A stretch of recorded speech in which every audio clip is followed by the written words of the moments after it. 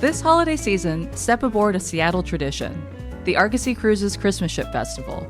Take in the holiday magic on the official Christmas ship, the Spirit of Seattle, adorned in hundreds of sparkling lights as she brings festive cheer to waterfront communities across Puget Sound. Enjoy live onboard caroling from local choirs, holiday-inspired drinks, and of course, Santa himself.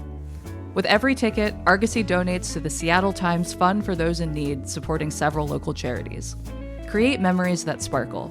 Visit argosycruises.com and book your Christmas ship cruise today. CityCast Seattle is made possible by AT&T. America's first network is also its fastest and most reliable.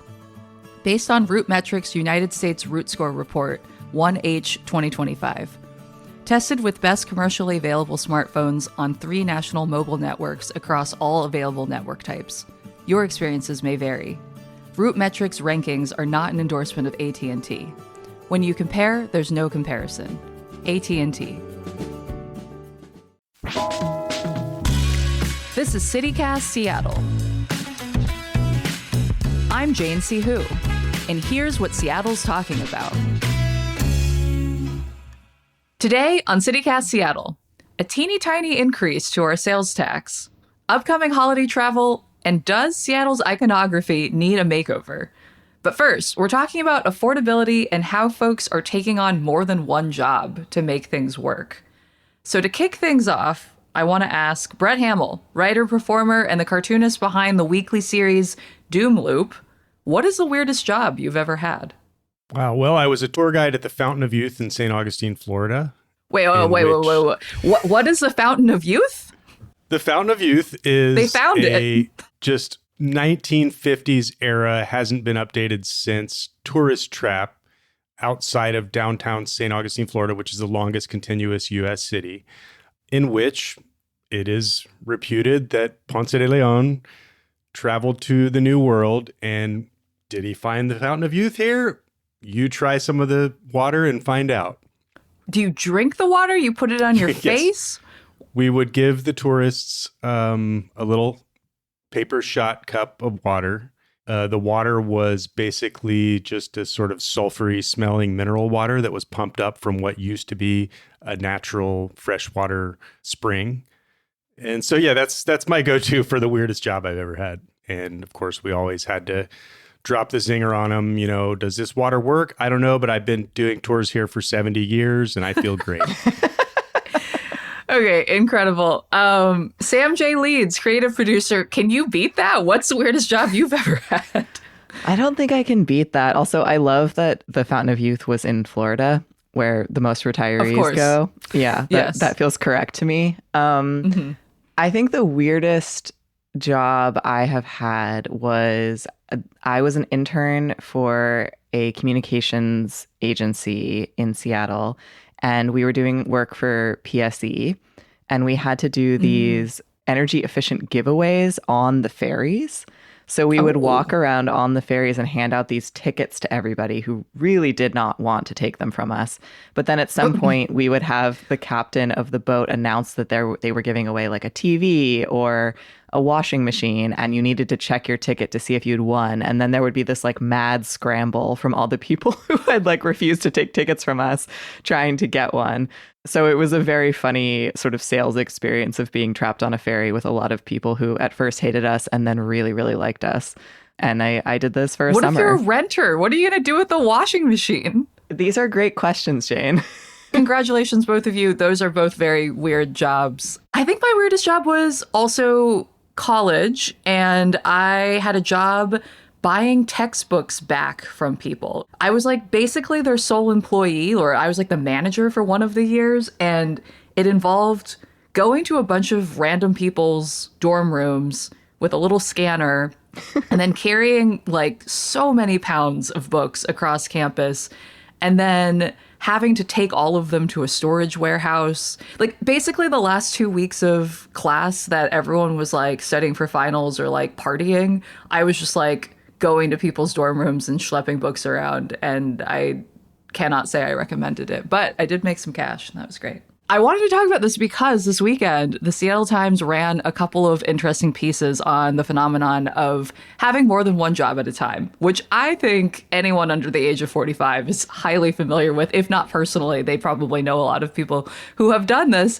But apparently, Washington workers have filed lawsuits preventing employers from limiting their ability to take on other work. So currently, workers who are making less than twice the minimum wage, so that's like $33 or $34 an hour, are protected from those restrictions. But there are companies in this lawsuit like Amazon, Alaska Airlines, and Costco who are essentially trying to prevent their employees from taking on other work.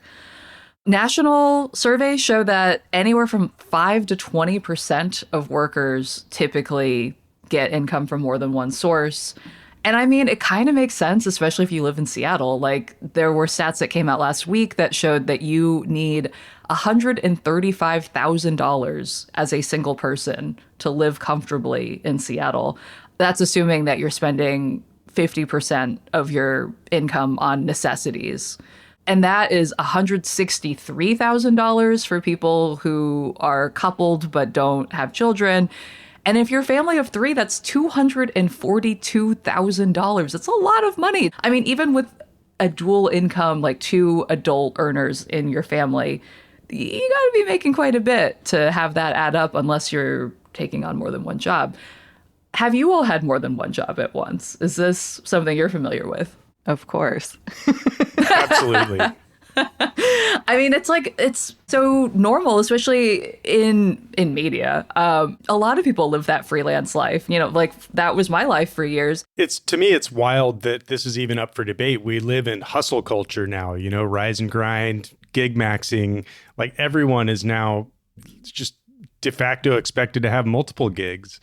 You know, maybe you're driving some Uber Eats on the side or whatever. I mean, as a freelance journalist and writer and cartoonist and comedian, I've always had 3 to 4 gigs going concurrently. So yeah, that slash, right? Yeah, it's like I have almost felt like for many years that a freelance career is the most stable career you can have because you can always pivot quickly. Like you've always got multiple irons in the fire, and if one thing falls through, you got all the other stuff. Yes, the only problem is it doesn't provide benefits or a stable income. So you can pivot to that whole thing, subsistence level existence. But yeah, I sort of feel like the only reason this is news is because the gig work or the working multiple jobs has come up to a middle class level now, where like that is how people are maintaining middle class living. But the truth of the matter is, to survive in this country, since the founding of this country, people have had to work multiple jobs in order to survive. But I do think, you know, the fact that the middle class has shrunk so much that most folks who would be considered middle class in this country have to work multiple jobs is sort of disturbing, because the fact that there isn't really a safety network to move up the economic ladder into anymore is kind of terrifying, especially with the fact that health insurance on the marketplace is so expensive now, now that the subsidies are gone. Not to be the total bummer here about this topic, but... No, it's important to talk about that aspect of things. You know things are getting bad when you start seeing think pieces and trend pieces about stuff that people in lower to middle income lifestyles already know about, like that is now familiarizing like the upper classes with it. Like, you know, best ways to make a quick ramen meal for $5. You know, that used to be, that's like, you know, second nature to me and the way I've lived. How do I stretch that dollar a little bit further? Yeah. I mean, and I've seen this not even with just middle class jobs, but like high earning jobs. Like, I don't know if you all have seen this whole discourse online around overemployment, where there are folks, especially with like tech jobs, who have 2, sometimes even 3 jobs. And there's like a whole subreddit devoted to essentially, how do I get away with this without my employer knowing that I have like 2 other full-time jobs? And it's fascinating because on the one hand, you know, it's like you're doing what you need to make things work. But on the other hand, it's like, oh man, we were not meant to live this way. No. Jobs maxing is really not the ideal. Then you hear about people who are like, yeah, my dad bought this 3-bedroom ranch house on a school bus driver's salary in the early 1970s. And it's just unthinkable now. Yeah. The other thing that you brought up earlier, Brett, was that like everyone has a side hustle now. Like even if you have a full-time job, I know a lot of people who either have like a side business or just even like a hobby that they've monetized because they're like, why not make a little bit of money off of this? This could be a thing I pivot to if for some reason I lose my job. What does it do to a person's psyche to grow up like that? Like to live in this era where you're always thinking about how to make a little bit of extra money on the side. It's bad for the human spirit, I think. But we've also made it so effortless and frictionless to pick up those side gigs. Like I have a Threadless page. If I come up with a funny idea for a t-shirt, I throw it up there. I sell a few a month. I make an extra $15, $20. It's great. It's not that I stay up all night trying to come up with t-shirt ideas, but there's a lot of different ways that you can do that have now been gamified in apps or websites. And so it's kind of like, why not? Brett, what's your best-selling t-shirt? My best-selling t-shirt is a little deep dish content from Seattle politics. It's a Kirby. It's a shirt of Kirby. It's a Kirby shirt. Which is the 8-inch median divider that Councilmember Rob Saka has been on a mission to remove from West Seattle.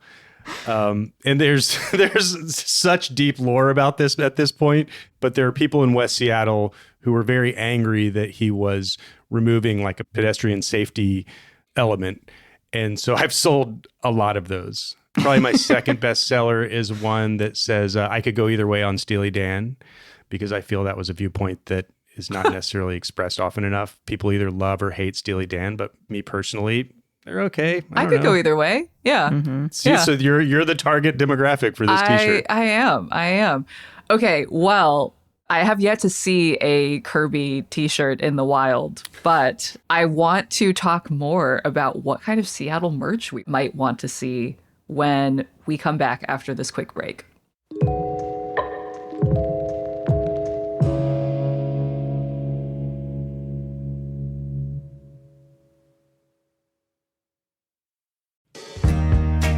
The holidays are coming up.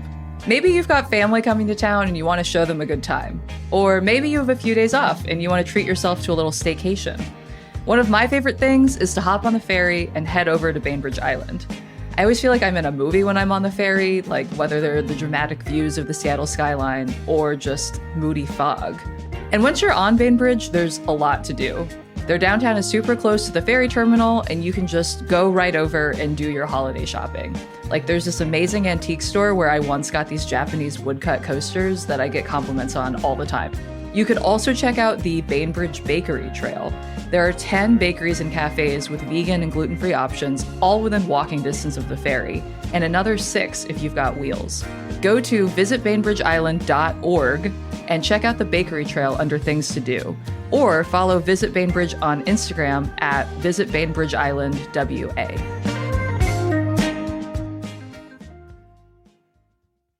All right, Brett, we love it when our contributors have a thing that they're dying to talk about. And as I understand it, you have this new proposal that we need to change Seattle iconography. So, Brett, get into it. Let her rip. What are your thoughts on this? Let's hear it. It's a simple point of view. We can no longer let the Space Needle be the sole icon of Seattle. It's old, it's tired, it's played out. It's so ubiquitous as to seem corny at this point. Damn, It has become shorthand. Yeah. It's like, here's Seattle. For It's Seattle. the Space Needle. Yeah. Let's walk it back a little. The Space Needle is not a publicly owned landmark. It's a privately owned trademark owned by a bunch of big Republican donors who jealously guard the use of it. So if you want to include the Space Needle in a t-shirt or a, professional sports team logo or whatever, it has to include the surrounding skyline with it. You cannot use just the Space Needle as an image. And They are constantly scouring the internet for anyone misusing their trademark. We've got to do better. We've got to come up with something else. It's become totally played out. Yes, it is like an obvious and instant signifier of Seattle, but we're a different city now. This monument was built for the 1962 World Fair to represent this sort of Jetsons-esque era. It's now retro-futuristic. It's come around the bend. Now it's this thing it's actually kind of retro. That's not what things ended up looking like in the 2000s. I just think we got to try harder. We have to make that effort. But the problem is it's hard, right? Yeah. I mean, what other things make you all think of Seattle? Like I'm looking at actually our CityCast logo for CityCast Seattle, and it includes the troll. It does include the Space Needle. It includes Tahoma or Rainier, the public market sign, the Ferris wheel, a ferry, an orca. But I don't know. Do you have any new proposals for what iconography we should adopt instead? I like all those other ones you listed. I think the orca is a great one. People love orcas. They're fascinating apex predators that have no natural enemies and mess with sharks and eat their livers, but also they're like, family loving, multi-generational matriarchal society animals. I mean, they're great. And I learned this weekend actually that Sound Transit's mascot is an orca, which makes sense, orca card, right? And the little orca is named Boop, like how you boop onto the light rail. I somehow had missed this, and I had no idea. So they are adopting that iconography, which I love, and more of that, please. They need to front page that a lot more. Mm-hmm. Seattle is notorious for fumbling the bag when it comes to rollouts of new iconography. I'm going to just take you back to when we were going to get an NHL team. Mm-hmm. Everyone I knew was incredibly excited for them to be called the Seattle Freeze. Yeah, right? Such a good name. And of course, what did they go with? The Kraken, which has no real regional significance to Seattle. And then they took it one step farther by making their mascot this just weird looking guy named Bowie. Bowie. Bowie is the most Rizless mascot you could possibly imagine. And the Kraken is actually kind of boring. So we fumbled the bag there. I want to see them do more with Bowie. I feel like there are opportunities, and maybe Bowie will develop more lore around Bowie as time goes on. I want to love the Kraken. I've been to a few games. I'm a big hockey person. I feel like, it takes a few years for a franchise to kind of find their fan base and like figure out the story, but hopefully they'll get there. I just think that Bowie needs some sort of a backstory or some fatal flaw or side gig or something. Like, Gritty, the mascot is reputed to be Antifa, right? But we can't just have like Bowie steal Gritty's deal. He needs his own deal. What I'm hearing is that Bowie needs a second job. Yes, exactly. That's what I was working towards. Bowie is what, like an artisan soap maker, maybe? Like, I don't know. I don't know if you guys knew this, but I learned when I was doing some research for this today that in 2003, the city council designated the great blue heron as our official city bird. And I would like to propose some great blue heron merch because, I don't know, I think Seattleites love a bird. Maybe it's just my age group, but all of my friends who have hit 30 are now into birding. And so I think the great blue heron would do numbers. So I don't know. I think we should lean into sort of our natural environment a little bit more for inspiration. I also think the salmonberry would do really well.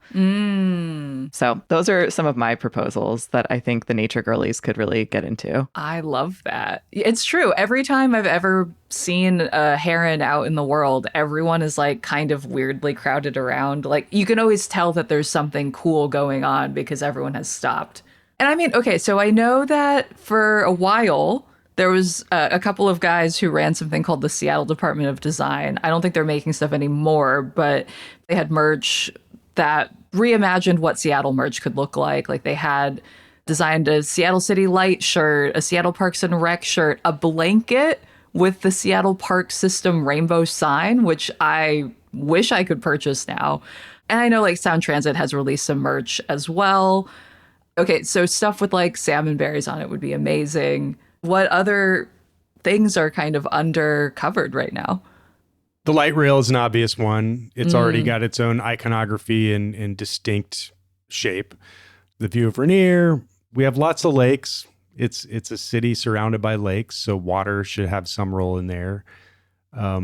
Coffee culture, I think a great icon would be just the coffee lid you get on a to-go cup. I do wonder also who should be in charge of this merch. Like, obviously, people can pop up and do their own thing, make money off of it. But I also would love to see the city take it on because it seems like it'd be a great revenue source. I'm thinking about the situation that happened down in San Francisco where Baggu, the company, released all this BART merch. And it turned out BART wasn't involved with it, and people were a little upset that a company was, making money off of the iconography of a city resource. It seems like that's maybe ended amicably. It seems like maybe they're collaborating now. But the other part of me is wondering whether merch sold by the city would take away some of the cool factor. We as Seattleites who are, I think, by nature a little anti-authoritarian are like, we want to get it from an independent maker. I don't know. I'm curious what you all think about how receptive Seattleites would be to city-sponsored merch. I think the Seattle Department of Design, obviously they weren't city affiliated, but I think they had the right idea with sort of going with vintage design. And I think if the city of Seattle unearthed vintage design from previous eras of the city, it would do really well, and it wouldn't have that sort of natural uncool factor that comes with anything new that the city tries to put out. So if I were them, I would go with, what is the vintage design that they can pull from that people are going to be excited to wear and rock. The owners of the Space Needle know this. They give the Space Needle like a retro paint job every, periodically.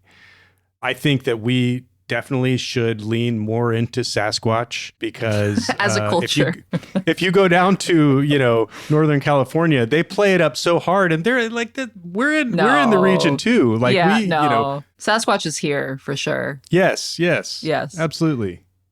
All right. Well, if you're listening and you know of some great Seattle merch that we have not talked about, please let us know. You can send an email to seattle@citycast.fm. Would love any tips you all have.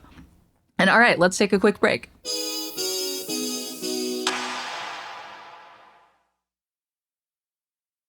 So I wanted to close out this episode by doing a lightning round of other things that we've seen people talking about in town. And I want to get both of your thoughts on them. So we're going to start with most serious to least serious. And then we're going to end by talking about our Thanksgiving plans.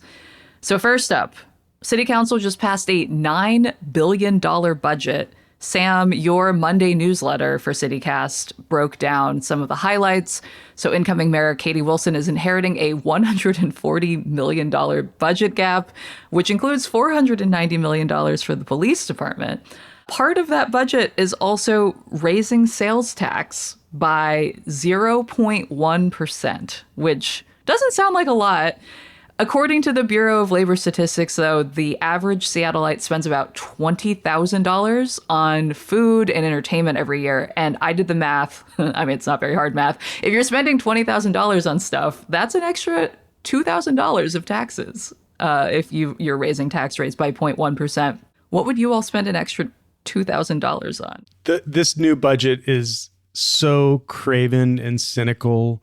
The fact that they're saddling a brand new mayor with all of these obligations that she never signed off on and they never really developed a mandate for. It's just wild that they are just dumping this kitchen sink on this new mayor. Things that Bruce Harrell never accomplished while he was in office, they're now willing to do to someone else. It doesn't get more cynical than that.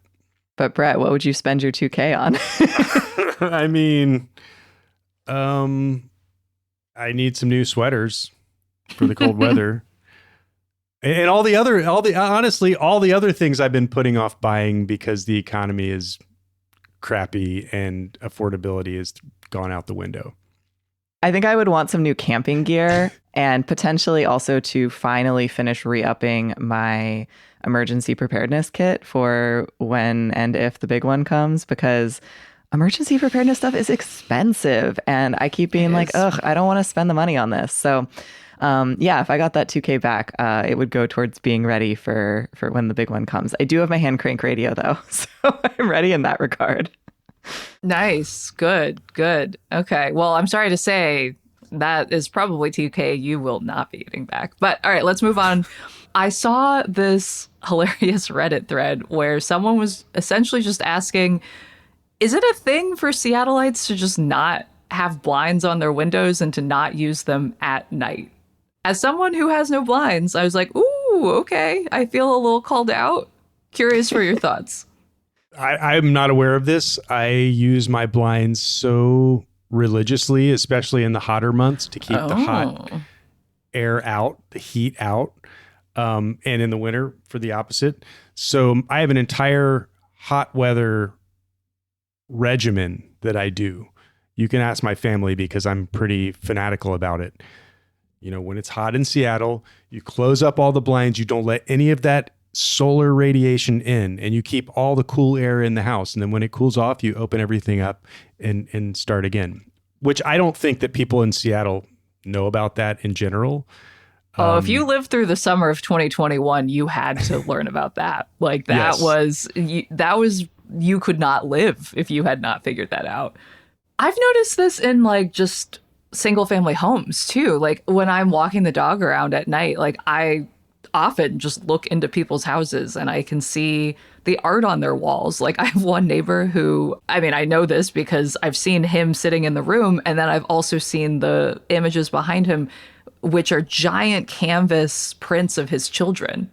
So it's weird that I feel like I know exactly who lives in that house without having ever met any of them, but they seem really nice. Or like I'll see that, you know, like there's one neighbor on the corner who is always watching football. I feel like I end up learning a little bit about my neighbors through their blindless window situation.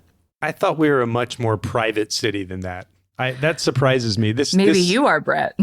I think that as the new builds have been increasing in Seattle, there is actually a habit of people leaving their blinds open.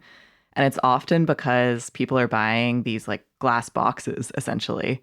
And so it's really expensive, especially if you've just bought it, to put full blinds on a new build like that. I have a friend who does a weekly walk around the neighborhood, and she does a report on what's going on with all the new builds, just like to our group chat. And it does include like whether people have furnished their places yet. And she can tell because the blinds are open. I mean, I think in the winter, too, it makes sense because you want every little bit of sunlight you can get. So keeping those blinds open. And then you just don't always remember to close them at night, I think. So the Seattle Times had a story this week about Swanson's in Wallingford, a cobbler, which has been around for 97 years now. And apparently they buy more Birkenstock soles and parts than anyone else on the West Coast, which doesn't really surprise me. Are you all cobbler people? Do you all go to the cobbler? I don't usually have the type of shoes that can be fixed by a cobbler. I'm wearing mostly, Adidas street shoes. But I respect the heck out of that craft. It's just such an old-timey, rustic career path of like forbidden secret knowledge. I'm sure I'm romanticizing it in my head, but I imagine it being somewhat calming, You're like, and you get to see the finished product that you made with your hands. Yeah, I feel like there's a pride in your craft that doesn't necessarily exist in other jobs. I do think there's a symbiotic relationship between the salvage denim, Red Wing boot wearing, beard growing man of the Pacific Northwest and his cobbler. They're talking in this article about the fact that so many shoes are sort of made with planned obsolescence and they don't have the ability to repair them because the soles are made out of plastic. There's not actual stitching. It's fake stitching that's just put on to look like it's handmade. And they were talking about at Swanson's, the family gets into kind of arguments over who gets to actually repair the boots that are repairable. So like when people bring in Red Wings, they're excited to work on those because it is like the true cobbler craft. And the sort of cringy, hey-ho, snap clap, banjo playing man of it all is keeping the cobbler industry alive. And for that, I thank him. I love the symbiosis of the subcultures, right? Like, I mean, it's great. I mean, I love that block. You've got Swanson's, you've got Al's, one of the greatest dive bars in town, and you've got 45th Street Stop and Shop, which has the best poke in town, if you were not aware. Hard agree. Okay, last thing. Thanksgiving is coming up. The holiday is coming up. If you're driving over the pass, it looks like we might be getting up to 6 inches of snow there. If you're flying, you might be seeing some delays from a fuel pipeline leak, although that seems like it might be mostly affecting longer haul flights that need refueling to be able to take off. But the FAA says that this Thanksgiving is probably going to be the busiest in a decade and a half. And you better show up in a 3-piece suit or something. I don't know, because Secretary of Transportation Sean Duffy has told you not to show up in PJs and that you need to be dressed to the nines to be at the airport. I mean, it'd be nice to bring that back, but also that was back when you could like smoke at the airport. What are you all doing for Thanksgiving? Are you traveling? Anything fun? I will be continuing my 25-year streak of not flying out for the Thanksgiving holiday. Hell yeah. It's been a heck of a run.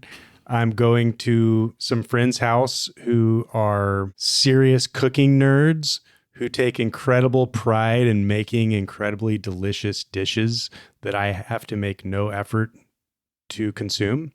Love it. So it's really just the ideal Friendsgiving scenario for me. Win-win for Brett. I have already flown out. I try to book my trip as early as possible when I can because I know that it's going to be chaotic. Smart. And yet I still had about an hour and a half delay and was unable to catch my typical bus from the airport home. And yeah, so the transportation chaos is definitely just part of the holidays. And I load up a bunch of audiobooks and podcasts and just assume that I'm in it for the long haul, regardless of how far I'm actually traveling. I find that it's sometimes calming to just accept your fate and be like, whatever is happening will happen. And I'm just here now. Like, I just have to be here until I get there. I'm down to surrender my whole day, but I refuse to do it in fancy clothes. I'm sorry, Sean Duffy, stay out of my business. The airline debacle is a nightmare, and I want to be comfortable while surrendering myself to the airline gods. Make airlines give me a refund if they cancel my flight, and then we can talk about what I'm going to wear to the airport. Can I have the 5 inches back that you took away from my seating when people used to dress up? Like, it doesn't work like that. Hard pass. Well, I did want to end on a happy note, which is that one of the things I'm doing over the weekend for Thanksgiving is going to the Seattle Torrents' first home game on Friday against the Minnesota Frost, which I like that they maybe kind of took the Freeze idea, except they made it their own. But yeah, really excited to see the Torrent play here in Climate Pledge Arena for the first time, their new home. All right, well, that's all for today here at CityCast Seattle. I'm your host, Jane C. Hu. Brett Hamil, thank you so much for joining us today. Thanks for having me. And Sam J Leeds, thanks for being here. Thanks, Jane. I can't wait to hear how the Torrent game goes. All right, listeners, we want to hear from you, too. Send us your news tips, your questions, or your thoughts about what kind of Seattle merch you would want to see by sending an email to seattle@citycast.fm. You can also text us or leave us a voicemail on the CityCast hotline at 206-880-3931. If you're enjoying the podcast, be sure to follow us on Apple, Spotify, or wherever you listen so you never miss an episode. And even better, you could leave us a review. You can also get more local news and events delivered right to your inbox by subscribing to our newsletter. Just go to seattle.citycast.fm. Until next time, see ya, Seattle.